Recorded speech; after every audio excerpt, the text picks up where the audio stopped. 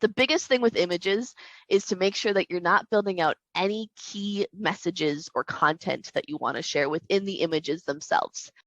The content and really the important stuff that you want someone to know from your email should be in text, not in images. I'll show you an example of that in a second.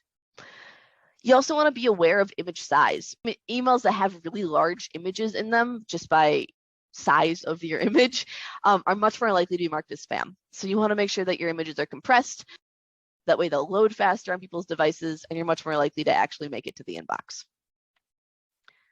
You also want to add alt text to your images, just as a good best practice, as a way to help say what your emails are about, and to help people who might be using a screen reader to understand the purpose of your email as well. Now, where image-heavy emails go wrong are in a few different ways. And the reason why I like to focus on emails in particular with images is that spam filters are much more likely to flag an email as spam if it has a lot of images in it. So making sure they're not too big is really important. They do take longer to load, and usually you've got 2 seconds before someone's going to delete your email and say, not important enough for me to wait around and wait for this to load. So anything you can do to make sure your emails are loading really quickly is a really good thing to consider. And the biggest one, and the reason why it is so crucial to make sure that your content and the real heart of your email isn't in images, is that images are often turned off by the inboxes that you're sending to.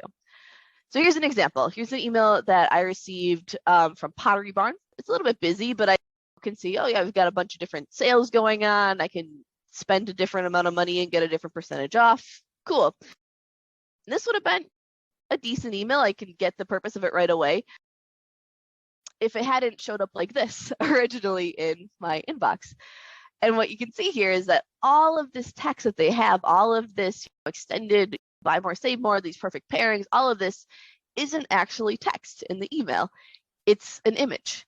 So they created this really nicely designed image. They put it into their email. They stacked a bunch of images on top of each other. But Gmail decided, I'm not gonna show you what those images are. There's some reason it doesn't want to load all the images. Maybe it's concerned about spam or something like that. So I see a really good subject line. I click on the email, and what I see is this. And it's just a bunch of images and little image symbols, and I don't know at all what that email's about. Now remember, you have 2 seconds to convince them to actually pay attention